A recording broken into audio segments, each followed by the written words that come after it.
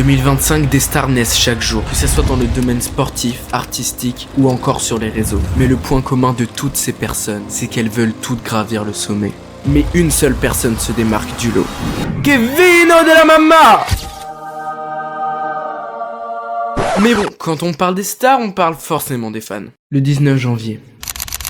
C'est la date à laquelle est né Thibaut InShape, mais surtout, c'est la date à laquelle Ernesto a dit ses premiers mots. Il sortait tout juste du ventre de sa mère, mais il ne put s'empêcher de s'exprimer avec deux mots. Ces deux mots qu'il gardait pour lui depuis 9 mois dans le ventre de sa mère. Gros tété. Gros tété. Gros tété.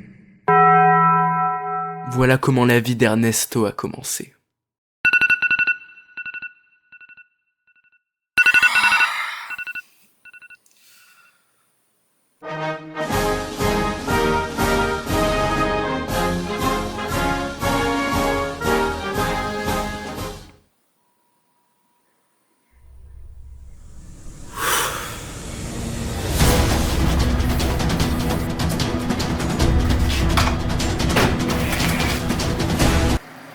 C'est avec cette petite trottinette qu'Ernesto va se rendre à son interview initialement prévue à 15h. Mais avant ça, il a décidé de passer chez Walid du 93, son gars sûr, afin de faire une coupe bien soignée. Ernesto a directement été très à l'aise avec l'équipe de tournage. Il n'a d'ailleurs pas hésité une seconde à nous offrir un excellent plan de son postérieur. Bonjour, je m'appelle Ernesto, j'ai 14 ans et j'habite sur Terre.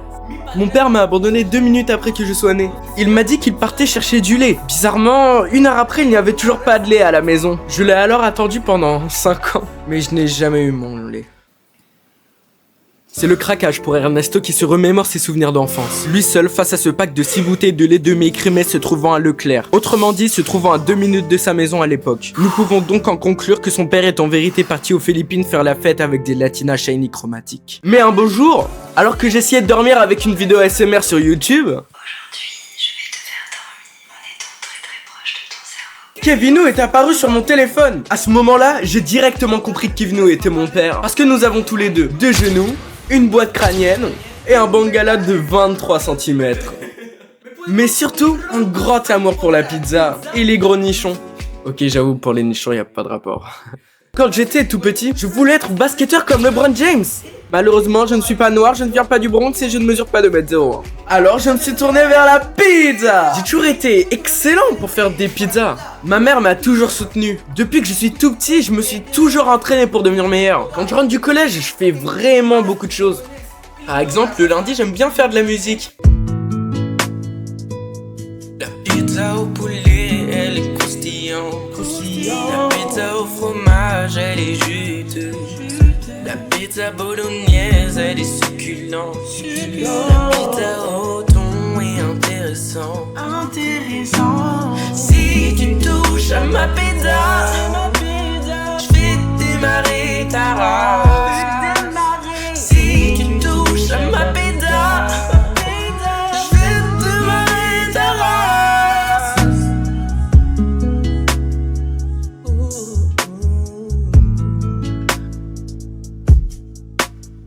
Le mardi, je prends pas mal de temps pour moi. Le mercredi, j'en profite pour faire des pizzas. Pizza. Le jeudi, ça m'arrive de réviser. Et le vendredi, bah, je fais de la guitare. Quel Ritano. J'ai d'ailleurs un ami qui habite à Morteau-Colibœuf. Il m'a appris une chanson de sa ville. Ah, et pour continuer... Excuse-moi, j'ai un peu mal au ventre.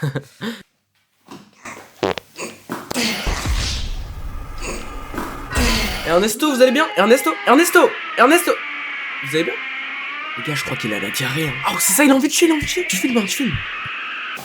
J'ai même essayé de faire ma propre marque de pizza. Il y a eu beaucoup de versions. Par exemple, la pizza à la tomate. La pizza à la salade. Même la pizza aux chips. Ah, pizza!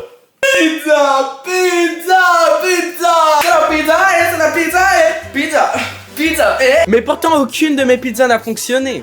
Jusqu'à ce fameux jour, je devais avoir 9 ans. J'ai marché sur un caillou, puis je me suis cogné la tête contre le trottoir. Et puis d'un coup mon corps a fait comme une rotation. Et à ce moment-là, j'ai tordu mes 2 testicules. Et c'est à ce moment-là que j'ai compris que je pourrais jamais avoir d'enfant. Mais là, Eureka! Je me suis souvenu de ce qu'avait dit Maître Ogway. Rien n'arrive par accident. J'ai alors compris que je devais rendre hommage à mon fils qui n'est jamais né. Suivez-moi. Tada! Comme vous l'avez remarqué, je n'ai plus de tresse. Vous inquiétez pas, c'est normal. Voilà mon atelier de travail.